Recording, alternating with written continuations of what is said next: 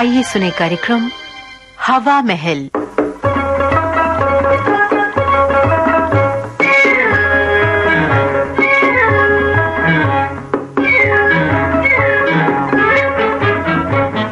हवा महल कार्यक्रम में आज हम आपको सुनवा रहे हैं संगीता शाह का लिखा प्रहसन बात बतंगड़, निर्देशिका चंद्र प्रभा भटनागर।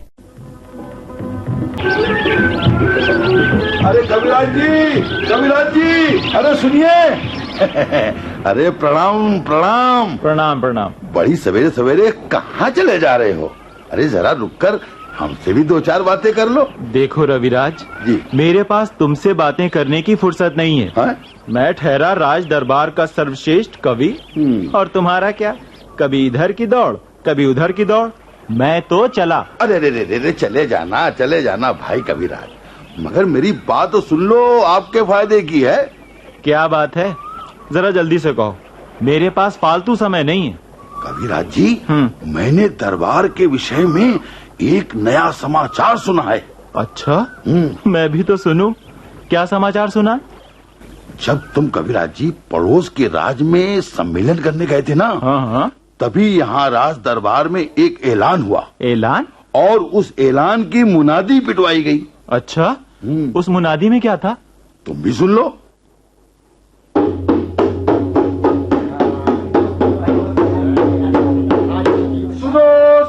सुनो, श्रीरंगापुर के सभी नागरिकों, आम और खास सुनो। आप सभी लोग जानते ही हैं कि हमारे राजा कवि हृदय के स्वामी हैं। वे काव्य रसिक हैं, उनकी आत्मा कविता में बसती है। इसलिए उन्होंने राज्य में ये घोषणा की है कि जो आदमी कविता सुनाकर उन्हें प्रसन्न कर देगा, उसे वो मुंह मांगा इनाम देंगे। साथ ही उसे राज कवि का सम्मान भी प्रदान किया जाएगा।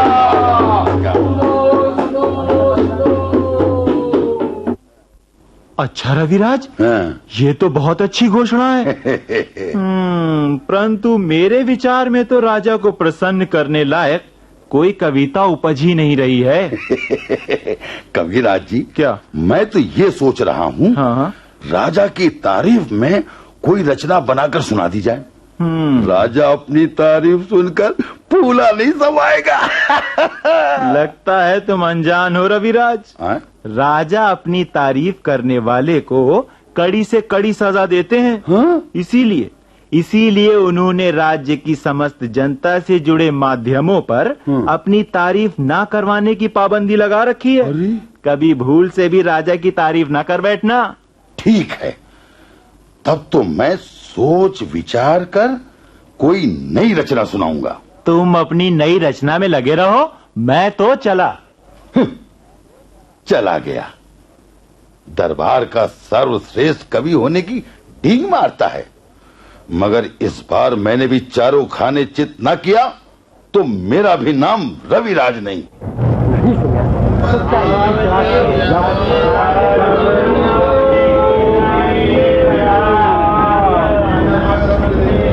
कनियारा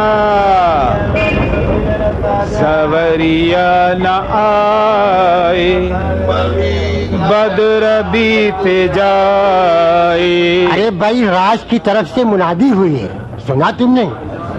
अरे अगर नहीं सुना तो क्या इसी तरह सवरिया और बदरा के चक्कर में सारा जीवन बिता डालोगे?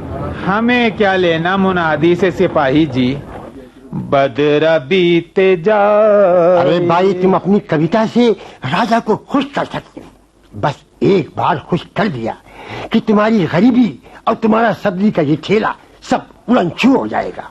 क्या बात करते हो सिपाही जी, बहुत आए हमारी गरीबी दूर करने वाले। सब के सब अपनी अपनी गरीबी दूर करते हैं। रही हमारी सब्जी के ठेले की बात, तो ये मेरे परिवार का पेट पालता है, और बदरा तपती धूप में खड़े होने की हिम्मत देते हैं। मुझे कविता वविता कुछ नहीं लिखनी। अरे भाई, तुम तो खामखा नाराज होने लगे। अरे तुम्हारे तो लाखों के वारे न्यारे हो जाएंगे। भैया जाओ, क्यों हमारा धंधा खराब करने पर तुले हो? सवरिया न आए अजीब आदमी है, समझ ही नहीं आता इसके। वाह वाह, इतना बड़ा राज्य भी किस काम का, कहीं भी सोचने विचारने का कोई अवसर ही नहीं मिलता। हर तरफ कोई न कोई आकर रंग में भंग कर देता है। घड़ी दो घड़ी बैठकर चिंतन भी नहीं करने देते। लेकिन मैंने भी कसम खाई है, अपनी कविता से राजा को प्रसन्न करके ही दम लूंगा।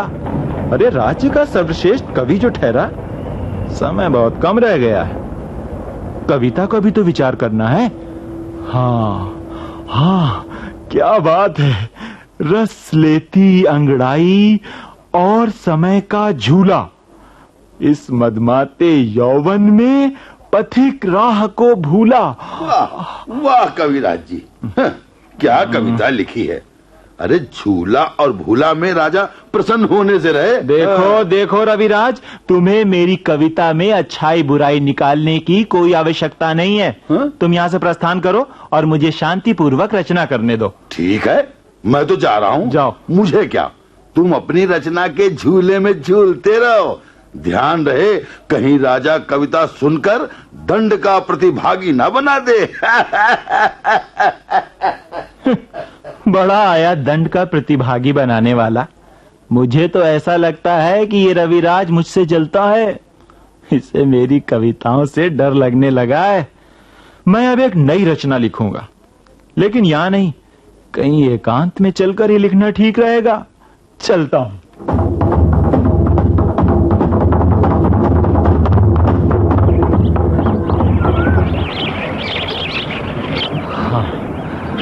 यहाँ ठीक है, इधर कोई नहीं आएगा। वाह आहा, क्या प्राकृतिक सौंदर्य है। चारों दिशाओं में हवाएं कलरव कर रही हैं, चिड़ियां चहचहा रही हैं। यहाँ कितने सुंदर गीत की रचना होगी, जिसे सुनकर राजा खुशी से झूम उठेगा। आवाज नहीं, चुपचाप समस्त काम करो। तुम्हें राजा के आदेश का ध्यान नहीं, राज्य के एक एक चप्पे का समाचार राजा को देना है। उन्होंने सारा कार्य गोपनीय करने को कहा है और किसी को कानों कान खबर नहीं होनी चाहिए। हाँ, तुम ठीक कहते हो।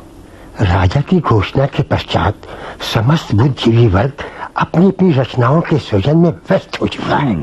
अन्य किसी का कोई विचार ही नहीं है। मुझे लगता है उधर कोई व्यक्ति है। आओ आओ, छुप कर पता करते हैं कोई है और क्या कर रहा है। कहीं दूसरी राज का गुप्तचर तो नहीं है। वाह वाह, यही ठीक है। चोरी की बात सुनकर राजा हतप्रभ रह जाएगा, क्योंकि राजा की किसी चीज की तो चोरी हो ही नहीं सकती। मगर मैं अपनी कविता में राजा की प्रिय चीज की चोरी का वर्णन करूंगा।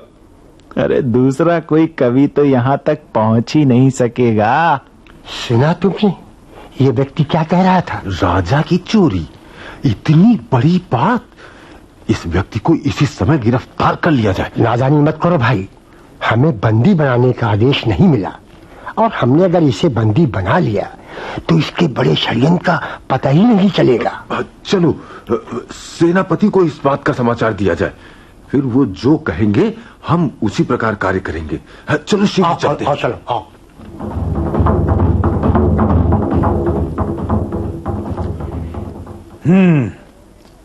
तुम लोगों ने अच्छी प्रकार सोच विचार कर लिया है? जी हाँ सेनापति जी, हमने पूरी तरह सोच विचार कर लिया है।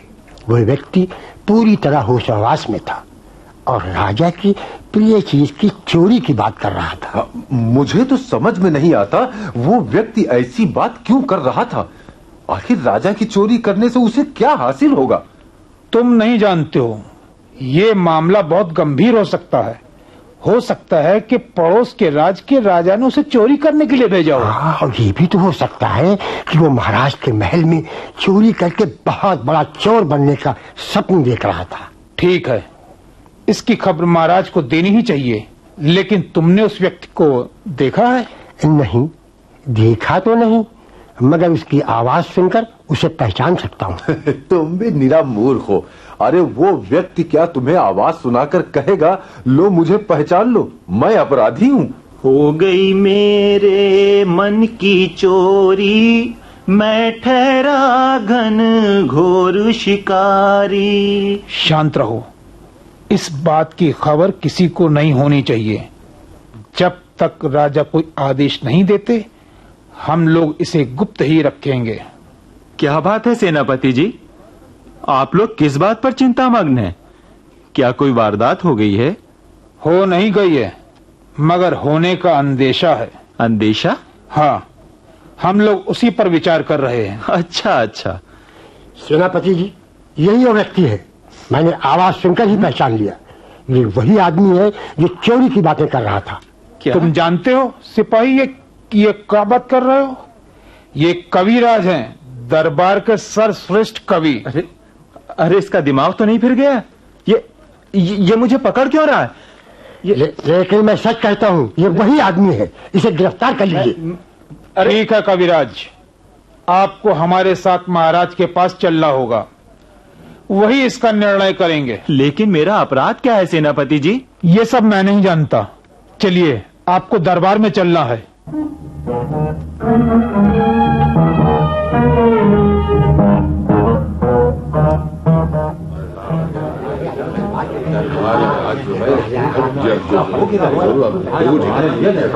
महाराज की जय हो। महाराज, आज मुझे कहते हुए बहुत खेद हो रहा है कि दरबार का एक सम्मानित व्यक्ति आपके विरुद्ध षड्यंत्र कर रहा है। आखिर बात क्या है, खुलकर कहो। महाराज, कविराज आपके महल से कुछ चोरी की बात कर रहे थे और एकांत में षड्यंत्र बना रहे थे। कविराज जी, आप हमारे महल से क्या चुराने की बात कर रहे थे? कविराज, आप कुछ कहेंगे भी या यूं ही हंसते रहेंगे? महाराज, मुझे क्षमा करें, वास्तव में मुझे सेनापति की बुद्धि पर तरस आ रहा है और हंसी आपके सिपाहियों पर आ रही है। महाराज, मैं कुछ चुराने की बात अवश्य कर रहा था। यही तो हम जानना चाहते हैं कि क्या चुराने की बात कर रहे थे। महाराज, मैं महल से चोरी की बात नहीं, बल्कि आपकी आंखों से प्रिय चीज की चोरी की बात कर रहा था। आंखों से? हाँ महाराज, आपकी मुनादी के अनुसार मैं एक रचना लिखने की कोशिश कर रहा था, जिसमें आपकी प्रिय चीज अर्थात नींद की चोरी की बात लिख रहा था। राज्य की देखभाल में, प्रजा के पालन पोषण में आपके चैन की चोरी की बात लिख रहा था महाराज। मगर आपके होनहार सिपाहियों ने बात का बतंगड़ ही बना दिया महाराज। वो तो मेरी एक कविता मात्र थी। सेनापति जी। जी महाराज। सिपाहियों को चेतावनी दी जाए कि बिना पूरी बात सुने या बिना पूरी जानकारी के बात का पतंगड़ न बनाया जाए। जाओ, आदेश का तुरंत पालन किया जाए। जो आज्ञा महाराज। महाराज की जय, महाराज की जय, महाराज की जय।